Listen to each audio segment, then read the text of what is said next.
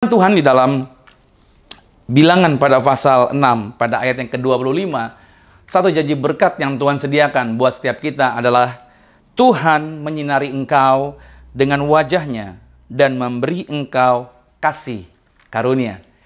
Saudara, jangan khawatir, jangan takut.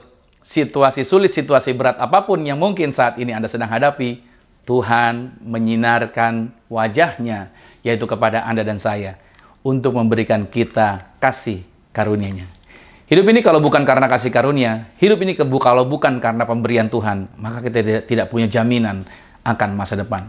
Tapi sekarang kita bisa berbahagia, kita bisa bersuka cita di tengah segala situasi yang tidak mudah. Itu karena anugerah Tuhan ada bersama dengan setiap kita.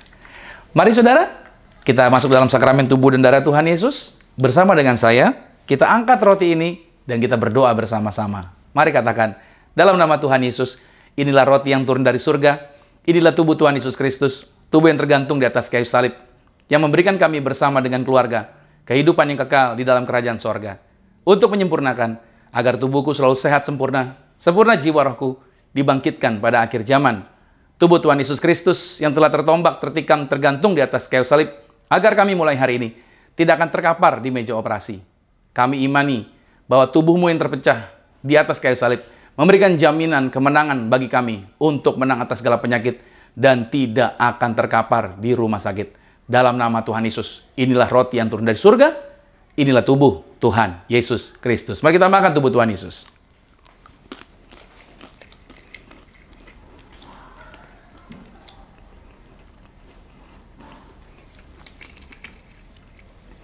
Demikian pula kita mengangkat anggur ini. Mari bersama-sama dengan saya kita berdoa. Dalam nama Tuhan Yesus, inilah darah Yesus Kristus, darah yang tercurah di atas kayu salib, sebagai perjanjian yang baru dan yang kekal. Oleh darah Yesus, mulai hari ini kami bersama keluarga, dijaminkan hidup di bumi, sama seperti di surga. Kami bersyukur, darah-Mu yang tercurah di atas kayu salib, memberikan jaminan penyucian, pengudusan, satu kali, sampai selama-lamanya. Segala kutuk sudah diselesaikan. Kami percaya, apa yang kami pegang, apa yang kami sentuh, apa yang kami kerjakan, dibuat Tuhan berhasil, diberkati lipat kali ganda dari berkat tertinggi yang pernah kami raih. Kami meyakini berkat berlimpah senantiasa ada bersama dengan kami. Dalam nama Tuhan Yesus, inilah darah Yesus Kristus. Mari kita minum darah Tuhan Yesus.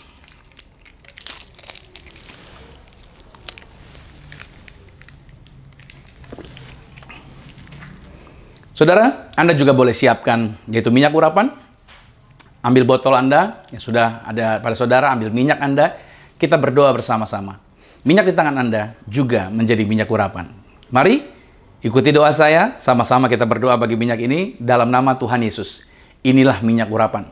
Setiap tetesnya punya kuasa mengusir setan. Setiap olesnya punya kuasa menyembuhkan penyakit. Silakan mulai hari ini, pasukan malaikat surgawi hadir, jagai kami, pagari kami. Aku tolak setan, tuyul, dukun-dukun, kuasa kegelapan. Aku lumpuhkan dalam nama Tuhan Yesus. Oleh kuasa-Mu Tuhan, mujizat-Mu Tuhan, maka Tuhan memerintahkan pasukan malaikat-Mu menjagai kami. Dalam nama Tuhan Yesus, inilah minyak urapan. Saudara boleh teteskan di atas kepala saudara. Anda boleh urapi juga setiap anggota keluarga Anda satu persatu. Bahkan tempat di mana Anda berkegiatan, beraktivitas, Anda bisa melepaskan kuasa. Anda bisa melepaskan perkataan doa di tempat tersebut. Puji nama Tuhan. Baik Bapak Ibu Saudara yang kasih Tuhan, kita akan masuk dalam kebenaran firman Tuhan. Dan di minggu ini, harap siapkan juga catatan saudara. Saya akan bawakan dengan judul Kunci Meraih Sukses. Ya, kunci meraih sukses. Nah, buka Alkitab kita dari Roma 8 pada ayatnya yang ke-30. Roma 8 pada ayat 30. Saya akan bantu bacakan buat saudara. Dan mereka yang ditentukannya dari semula, mereka itu juga dipanggilnya. Dan mereka yang dipanggilnya, mereka itu juga dibenarkannya. Dan mereka yang dibenarkannya, mereka itu juga dimuliakannya. Pada tanggal 26 Agustus tahun 1910, ada seorang wanita yang bernama Agnes Gonja Boyagiu, yang lahir di kota Skopje, Albania. Itu adalah nama yang susah dieja. Mirip nama teman kami yang namanya juga didominasi huruf konsonan. Saya berpikir huruf pada namanya sekedar agar tampak unik. Tetapi ternyata itu benar-benar namanya. Friskilia. Sama susahnya dengan Agnes Gonja. Mungkin saat ini dia sedang tersenyum ketika mendengarkan pernyataan saya ini. Nah saudara, pada saat Agnes berusia 17 tahun, ia berdoa di biara yang didedikasikan bagi Black Madonna, yaitu gambaran perempuan suci Maria berkulit hitam untuk menunjukkan citra perempuan kulit hitam. Nah, Agnes menyerahkan sepenuh hidupnya yaitu untuk melayani Tuhan. Dia kemudian bergabung dengan Sisters of Loretto dan langsung ditempatkan di Loretto Abbey di Rathfarnham, Irlandia. Di sana dia mengikrarkan sumpah imannya sebagai seorang biarawati. Kemudian dia memilih untuk dinamai menurut nama Thérèse de Lisieux, yaitu nama Santa Pelindung para misionaris. Nah, kita sendiri sekarang dapat mengenalnya sebagai Bunda Teresa atau Mother Teresa.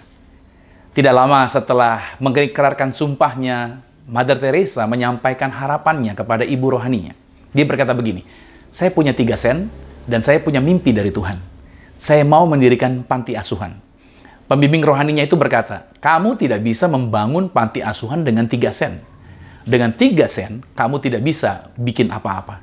Mother Teresa tersenyum dan berkata, "Saya tahu, tetapi dengan Allah dan 3 sen, saya bisa melakukan apa saja."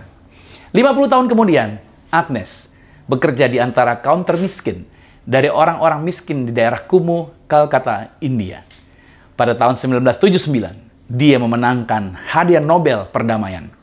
Hampir 2 dekade setelah kematiannya, Missionaries of Charity, pelayanan yang dia mulai, dikerjakan oleh 4.500 biarawati yang melayani di 133 negara. Inilah cara menarik yang luar biasa. Bagaimana mungkin sang bunga kecil, arti nama kelahiran Mother Teresa, itu menjadi salah satu wanita paling dikenal dan dihormati di seluruh dunia? Saudara, kita terbiasa berpikir dengan sesuatu yang besar lah, barulah kita dapat melakukan yang besar. Lalu bagaimana mungkin seorang wanita dengan uang cuma 3 sen bisa menginspirasi miliaran dolar yang digunakan untuk sumbangan amal? Jawabannya sederhana adalah hope. Jangan pernah meremehkan seseorang yang mendapat misi dari Tuhan. Bapak Ibu Saudara, kita dipanggil untuk melaksanakan misi yang Tuhan telah siapkan bagi setiap kita. Dalam Efesus pada pasal 2 pada ayat yang ke-10 dikatakan, "Karena kita ini buatan Allah, diciptakan dalam Kristus Yesus untuk melakukan pekerjaan baik yang dipersiapkan Allah sebelumnya. Ia mau supaya kita hidup di dalamnya." Saudara, setiap kita adalah orang-orang yang telah dipersiapkan untuk melaksanakan misi dari Tuhan. Bapa di surga menempatkan kita pada lokasi di mana kita berada saat ini, tentu ada tujuannya masing-masing. Dan kabar baiknya, Tuhan ingin bekerja sama dengan Anda.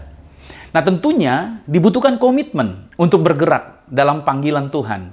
Walaupun terkadang tidak mudah untuk meninggalkan area yang lama, tetapi percayalah, ujung-ujungnya itu semua akan mendatangkan kebaikan. Nah, setelah mendengar kabar tentang Injil, ada sekelompok petani Kolombia. Mereka membakar ladang kokain mereka di daerah perang gerilya. Mereka mempertaruhkan hidup dan sumber nafkah mereka dengan tidak lagi menanam tanaman koka, melainkan mereka mengganti dengan menanam kopi. Ada seorang penduduk asli Kolombia yang bernama Santiago Moncade. Dia melihat kesempatan itu untuk ikut mengerjakan pekerjaan yang baik yang sudah Tuhan mulai. Dengan kerja keras serta melewati berbagai kesulitan, Santiago menghasilkan 5 pon biji kopi atau 2,4 kilogram dan sebuah mimpi, sebuah usaha yang disebut Redeeming Grounds. Menurut Santiago, menjual kokain adalah cara cepat untuk meningkatkan ekonomi serta memberikan kemudahan hidup. Tetapi, seiring berjalannya waktu, banyak temannya mulai menggunakan uang mereka untuk melakukan hal-hal yang tidak baik. Bahkan mereka mulai saling membunuh. Santiago merasa bahwa dia telah berkontribusi pada semua kekerasan dan berbagai hal negatif. Dan dia berkata begini, "Sudah waktunya untuk ini semua berubah. Diperlukan kerja keras untuk mewujudkan mimpi tersebut." Sekarang saudara, mimpi itu menjadi kenyataan karena keberanian Santiago berdoa supaya harapannya tercapai. Salah satu kedai kopi ternama di dunia telah bermitra dengan Redeeming Grounds yang menjual 285 karung kopi dari tahun ke tahun. Bahkan setiap tahunnya membeli sampai 7.528 kilogram biji kopi dari mereka. Dari kokain, menjadi kopi. Melalui keuntungan bisnis biji kopi, mereka menjangkau pemulihan bagi jiwa-jiwa dan membawa damai bagi Kolombia. Saudara, andai saja Anda tidak meremehkan awal yang kecil, maka Tuhan yang memulai pekerjaan yang baik akan menyelesaikannya hingga akhir. Apa alasannya? Karena itu bukan visi Anda, melainkan visinya Tuhan. Itu bukan urusan Anda, melainkan urusannya Tuhan. Itu bukan pekerjaan Anda, melainkan pekerjaannya Tuhan. Itu bukan perkara Anda, melainkan perkaranya Tuhan. Filipi 1 ayat yang ke-6 berkata, akan hal ini aku yakin sepenuhnya, yaitu Ia yang memulai pekerjaan yang baik di antara kamu, akan meneruskannya sampai pada akhirnya pada hari Kristus Yesus. Efesus 3 ayat 20 berkata, bagi Dialah yang dapat melakukan jauh lebih banyak daripada kita doakan atau pikirkan, seperti yang ternyata dari kuasa yang bekerja di dalam kita. Nah, saudara yang kasih Tuhan, seseorang mungkin saat ini telah merekrut Anda untuk bekerja di kantor. Tetapi jangan salah mengerti begini, bahwa bukan merekalah yang sebenarnya telah memanggil Anda. Sebab saya yakin dan percaya, hanya Tuhan yang bisa memanggil kita. Mungkin juga Anda telah dipilih untuk menjadi seorang pejabat atau memegang kekuasaan tertentu. Tetapi jangan salah mengerti, bukan pemilih, bukan orang-orang yang memanggil Anda, melainkan yang memanggil Anda adalah Tuhan. Saudara, dimanapun Anda bekerja, atau apapun pekerjaan dan jabatan Anda, ingat baik, Tuhanlah yang memanggil Anda. Oleh sebab itu, Anda berkhotbahlah melalui pekerjaan Anda. Teman-teman kantor Anda adalah jemaat Anda. Atasan Anda adalah jemaat Anda.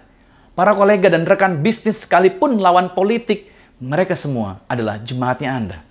Nah, ketika Anda sadar bahwa Anda telah dipanggil, kesadaran itu akan mengubah awal yang baik menjadi pengharapan yang kuat, yang bahkan rela meninggalkan kenyamanan demi melaksanakan panggilan tersebut.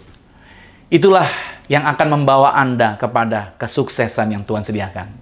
Sebagaimana Musa, kenyamanan kerajaan dan kedudukan pangkat yang tinggi tidak dapat membuatnya tenang, melainkan dia bergerak ke arah panggilan Tuhan untuk membawa harapan bagi orang lain. Tuhan telah menetapkan misi bagi Anda dan saya sebelum Dia terangkat ke sorga, yaitu untuk menjadikan segala bangsa murid Tuhan. Dengan peranan Roh Kudus di dalam kita, maka misi bersaksi mulai dari keluarga sampai ke ujung bumi itu dapat terwujud. Kita tidak harus berkeliling dunia supaya bermisi, saudara. Melainkan melalui siaran seperti hari ini, kita juga melakukan misi penjangkauan jiwa sampai ke pelosok-pelosok dunia ini. Seorang bernama Erika Saimenet adalah seorang yang mengaku penggila fashion. Dia memanfaatkan hasratnya di bidang fashion untuk membuat toko daring bernama Paul Cretchut. Dia berkata, dunia tidak butuh tambahan butik lagi. Dia butuh lebih banyak bisnis yang mendukung kerajaan Allah. Tokonya itu dibangun atas dasar inspirasi dari Yesaya 61 pada ayat yang ke-10 berkata, ia mengenakan pakaian keselamatan kepadaku. Erika memakai laba bersih yang dia dapat untuk menolong korban pedagang seks. Saya berikan ini link ataupun saudara bisa lihat di sini, yaitu saudara bisa mendapatkan dari link ini penjelasan mengenai apa yang dia kerjakan dan apa yang dia lakukan dengan usaha dan bisnisnya. Nah, ini contoh orang yang menggunakan proyeknya, menggunakan bisnisnya untuk menjadi misi menolong orang lain, misi melakukan apa yang menjadi tujuan Tuhan atas hidup dia. Dan ada contoh lagi yang lain, saudara. Sementara itu ada seorang bernama Joshua Dubois. Dia merasa terpanggil untuk masuk ke dunia politik. Dia adalah mantan kepala kantor kemitraan berbasis agama dan lingkungan di kantor eksekutif Gedung Putih. Dia memang bekerja untuk presiden, tetapi dia menyadari bahwa dia bekerja untuk otoritas yang lebih tinggi. Dan Joshua berkata begini, saya masuk jurusan politik, bukan seminari. Namun selama 7 tahun, dia bertugas sebagai nabi bagi Presiden AS dengan menyampaikan renungan-renungan harian yang menguatkan. Ajaib bukan? Bahwa mereka masing-masing dari mereka punya cara unik untuk melakukan panggilannya. Dan mereka adalah agen-agen perubahan yang selalu mencari peluang untuk mencapai tujuannya Tuhan. Mereka menolak dilumpuhkan oleh keadaan. Mereka membuat perbedaan terhadap satu orang, terhadap satu proyek, atau terhadap satu kelompok dalam satu waktu. Nah, mereka tahu bahwa Tuhan memanggil dan mengurapi mereka. Apa yang dapat kita pelajari dari panggilan Tuhan ini? Saya mau mengajak saudara untuk melihat dari contoh orang-orang yang rela melakukan dari usaha, bisnis, karir, pekerjaan mereka. Mereka melakukan itu dan mengambil keuntungan untuk mencapai tujuan-tujuan Tuhan. Mereka tidak mementingkan diri mereka, tapi mereka mementingkan panggilan yang Tuhan sediakan buat mereka. Lalu pertanyaannya, apa yang dapat kita pelajari dari panggilan Tuhan ini bagi kehidupan Anda dan saya? Yang pertama ini saudara, bahwa Allah tidak memanggil yang mampu, Dia memampukan yang dipanggil. Katakan amin. Allah tidak memanggil yang mampu, Dia memampukan yang dipanggil. Sekali lagi saya katakan, saya dan saudara adalah orang-orang yang dipanggil oleh Tuhan. Mari kita buka Filipi 2 pada ayat yang ke-13, dikatakan begini. Karena Allah lah yang mengerjakan di dalam kamu, baik kemauan maupun pekerjaan, menurut kerelaannya. Nah, kemungkinan besar, Tuhan akan memanggil Anda untuk melakukan sesuatu yang Anda sendiri tidak cukup pintar, tidak cukup baik, atau tidak cukup bisa dalam melakukannya. Nah, menurut definisi, mimpi yang dirancang Tuhan itu akan selalu di luar kemampuan Anda dan di luar sumber daya yang Anda punya. Apa alasannya? Ini dia alasannya, supaya Anda setiap hari mengandalkan Tuhan. Dalam kehidupan saya, saudara, saya punya kesaksian bagaimana saya menyadari dalam tingkat kerohanian saya saat ini, posisi atau kegiatan yang paling menakutkan bagi saya adalah ketika saya berdiri dan menyampaikan sesuatu di hadapan orang. Itu adalah kegiatan yang seringkali saya berusaha untuk hindari. Saya ingat di sekolah dasar ketika praktek seni suara untuk mendapatkan nilai menyanyi di depan kelas. Panggilan dimulai dari abjad nama. Nah, beruntungnya nama depan saya hurufnya R, jadi bukan yang pertama untuk dipanggil. Tetapi ketika panggilan makin mendekati ke saya, maka ruangan terasa semakin panas. Tenggorokan terasa kering. Wajah berubah pucat. Pada saat saya berdiri di depan itu adalah momen yang memalukan buat saya. Tetapi saudara, hari ini adalah sesuatu yang ajaib. Tuhan memberikan saya keberanian berdiri di hadapan begitu banyak orang, di mana semua mata memandang kepada saya. Nah, tidak stop sampai di situ. Lalu ada mimpi lain lagi yang Tuhan berikan, yaitu ada kegiatan besar yang sampai hari ini saya berpikir, apa mungkin itu terjadi? Karena hal tersebut di luar jangkauan, dan itu di luar kemampuan saya. Itulah yang mendorong saya untuk terus bertumbuh dan belajar dari hamba-hamba Tuhan lain, serta mengembangkan diri pribadi. Ya, menurut saya itu sudah seharusnya, apalagi posisi saya saat ini menjadi seorang gembala, harus banyak belajar tentunya. Ini menjadi catatan penting bahwa mimpi yang Tuhan rancangkan akan membuat Anda berlutut dan selalu bergantung kepada Tuhan. Nah, saudara, hal yang kedua yang dapat kita pelajari dari panggilan ini bagi kehidupan kita adalah bahwa mengkritik dengan menciptakan. Oke, yang kedua adalah mengkritik dengan menciptakan. Nah, dalam menjalani panggilan Tuhan, kita akan menjumpai kritik di sana-sini. Sebaik apapun yang telah kita lakukan, selalu akan ada kritik. Sah-sah saja sih bila seseorang mengkritik, tetapi menurut saya, kritik adalah jalan keluar bagi mereka yang terlalu malas untuk menyelesaikan masalah yang mereka keluhkan. Nah, daripada kita mengkritik karya orang lain, atau mengkritik film, atau mengkritik musik orang lain, nah, membuat suatu karya atau membuat film dan menggubah lagu, bagi saya itu lebih baik daripada mengeluh. Dalam 2 Timotius 2 ayat 23 dikatakan, hindarilah soal-soal yang dicari-cari, yang bodoh dan tidak layak. Engkau tahu bahwa soal-soal itu menimbulkan pertengkaran. Nah, menurut saya, saudara, jika seseorang menjadi lebih kreatif, justru itu adalah bentuk kritik yang paling membangun. Artinya begini, melalui kreativitasnya, dia dapat memberikan contoh yang baik kepada orang lain. Nah, kita seharusnya lebih dikenal orang itu karena apa yang kita perjuangkan daripada apa yang kita pertentangkan atau apa yang kita perdebatkan. Misalkan ada orang berkata, oh dia itu mah saya kenal, dia kan tukang kritik dan yang suka serang-serang orang kan. Atau oh saya kenal orang itu yang sering curhat kan kalau ada di mimbar karena sukanya ngomongin orang melulu. Nah, saudara, kita juga dapat perhatikan komentator pertandingan olahraga seringkali mudah untuk mengkritik dan menunjukkan kesalahan mereka yang sedang bertanding. Padahal dia sendiri belum tentu dia bisa menyelesaikan pertandingan dengan baik. Nah, sewaktu saya mendapatkan license menjadi wasit Perbasi, yaitu Persatuan Bola Basket seluruh Indonesia, mentor kami memberikan arahan seperti ini, bahwa apabila saat kami tidak bertugas dan kami duduk di bangku penonton, lalu kami melihat rekan wasit yang sedang bertugas di lapangan, tampak atau terlihat sepertinya dia memberikan keputusan yang tidak tepat, kami dihimbau agar tidak boleh menghakimi atau mencelanya. Harus punya respect, kata mentor kami, terhadap satu profesi. Nah, bahkan bila mana ada penonton lain yang coba-coba nanya kepada kami, itu salahkan ya, maka kami harus menjawab dengan bijak bahwa posisi wasit itu lebih dekat dengan dan lebih jelas dalam mengambil keputusan pada waktu kejadian di sana. Saudara, siapapun orang di dunia ini bisa dengan cepat menemukan masalah yang sedang terjadi. Ya, menemukan masalah mudah. Akan tetapi, kita dipanggil untuk menyelesaikan masalah dengan menunjukkan jalan, menghasilkan karya-karya yang berguna bagi orang-orang. Dalam masa pandemik ini justru Tuhan memberikan saya dan kawan-kawan ide yang hebat, yaitu untuk kami kembangkan. Karena memang ide ini sangat bermanfaat bagi banyak orang atau bagi orang lain. Sebab memang itulah yang Tuhan Yesus perintahkan sebagai bagian dari amanat agung dari Matius pasal 28. Pada ayat yang ke-20 dikatakan begini, dan ajarlah mereka melakukan segala sesuatu yang telah kuperintahkan kepadamu. Dan ketahuilah, aku menyertai kamu senantiasa sampai kepada akhir zaman. Jadi, berhentilah mencari kesalahan, mari kita ciptakan solusi.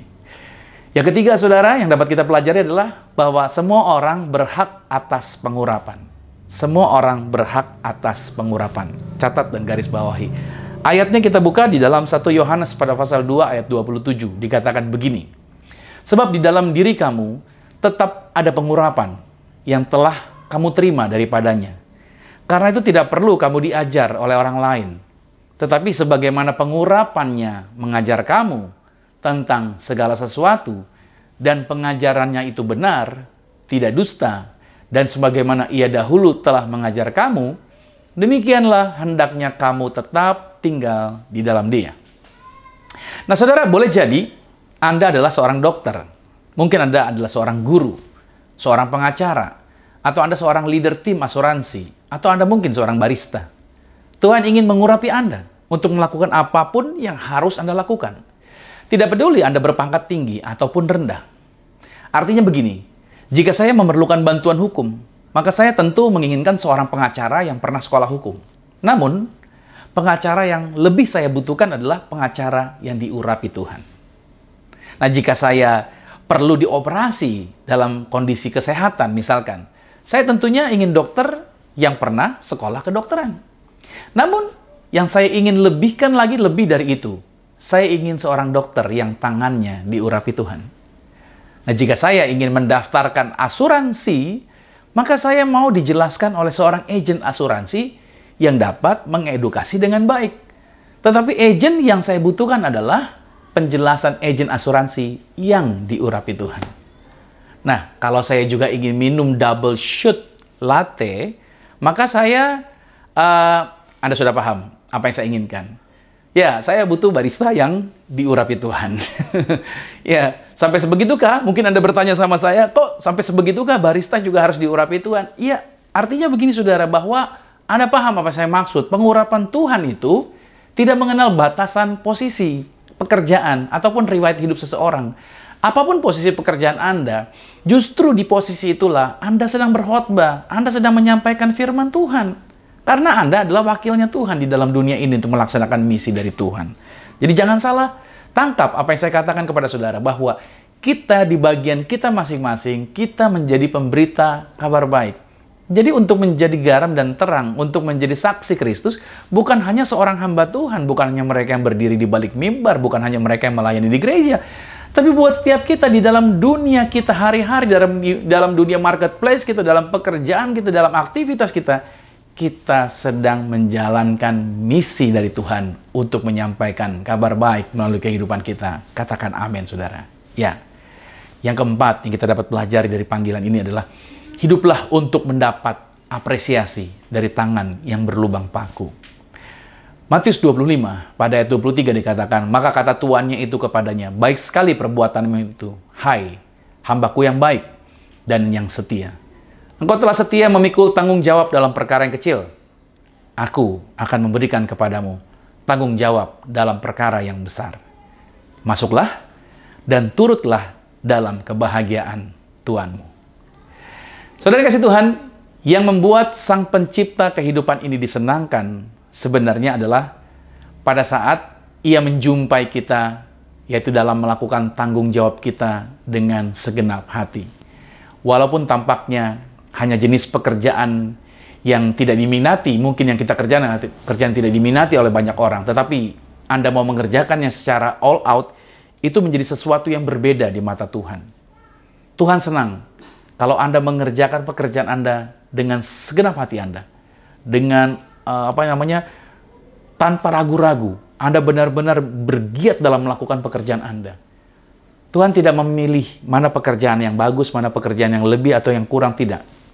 Di mata Tuhan, pada waktu engkau mengerjakan dengan semangat, itu yang membuat Tuhan disenangkan. Ada sebuah tulisan dari Dr. Martin Luther King Jr. Dikatakan begini, bahwa jika seseorang dipanggil untuk menjadi penyapu jalan, dia harus menyapu jalan layaknya Michelangelo membuat lukisan, atau layaknya Beethoven menggubah musik, atau Shakespeare menulis puisi. Dia harus menyapu jalan dengan sangat baik, sehingga semua penghuni surga akan berhenti sejenak untuk berkata, wow, di sini hidup seorang penyapu jalan yang hebat, yang melakukan pekerjaan yang baik. Lihat, pada waktu engkau serius mengerjakan di pekerjaanmu, penghuni surga bersorak-sorai. Jika Anda merasa dipanggil untuk melakukan sesuatu, saudara, pesan saya, lakukanlah panggilan Anda seolah-olah hidup Anda bergantung padanya. Dan tanpa Dia, Anda yakin bahwa Anda tidak pernah bisa berhasil. Miliki statement seperti ini, saudara. Dalam 1 Korintus pada pasal 10, pada ayatnya yang ke-31 dikatakan, aku menjawab, jika engkau makan, atau jika engkau minum, atau jika engkau melakukan sesuatu yang lain, lakukanlah semuanya itu untuk kemuliaan Tuhan. Kata kuncinya adalah apa saja. Artinya, apa saja yang Anda lakukan, lakukanlah itu semuanya bagi kemuliaan Tuhan. Karena pahami ini, sifat bawaan kita sebenarnya adalah melakukan hal-hal besar bagi Tuhan. Itu seperti yang dituliskan oleh Petrus dalam 1 Petrus 2 ayat 9. Tetapi kamulah bangsa yang terpilih, imamat yang rajani, bangsa yang kudus, umat kepunyaan Allah sendiri, supaya kamu memberitakan perbuatan-perbuatan yang besar dari Dia yang telah memanggil kamu keluar dari kegelapan kepada terangnya yang ajaib. Kalau kata Oswald Chambers dikatakan begini, tetapi itu belum kita lakukan. Kita harus jadi luar biasa dalam hal-hal yang kelihatannya biasa. Saat itu terjadi, maka Allah pasti disenangkan.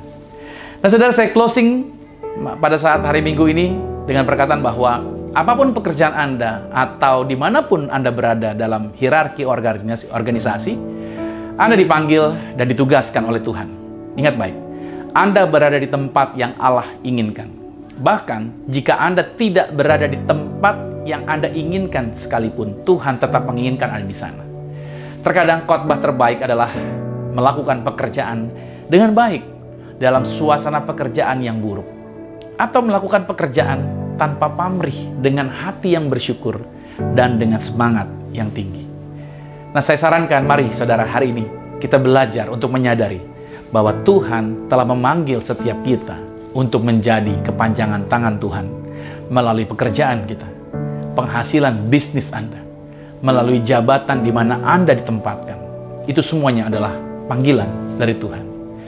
Mungkin ada di antara kita yang berkata, tapi saya kurang berani melakukan itu. Ingatlah ini, semua ini bukan tentang hidup Anda, tentang diri Anda. Semua ini adalah tentang Tuhan. Siapa tahu Anda ditempatkan di posisi saat ini, itu karena Tuhan mau pakai Anda untuk menyelamatkan banyak orang. Who knows?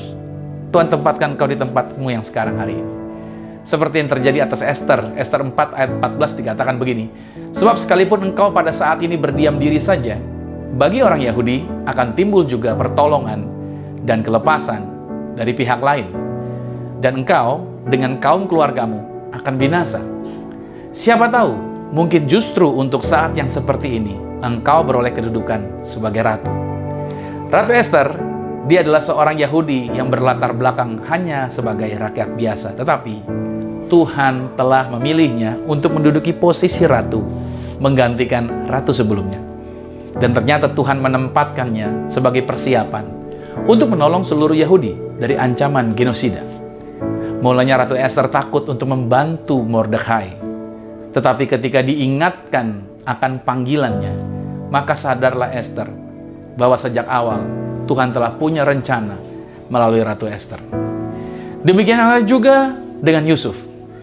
Mimpinya yang hebat pada akhirnya menjadi kenyataan, walaupun harus melalui tantangan-tantangan yang sulit.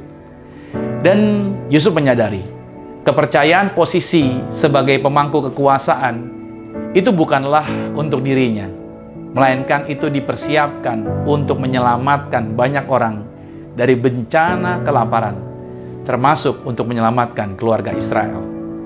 Saudara, Bapak Ibu dikasih Tuhan, mungkin pekerjaan Anda bukanlah pekerjaan impian kebanyakan orang.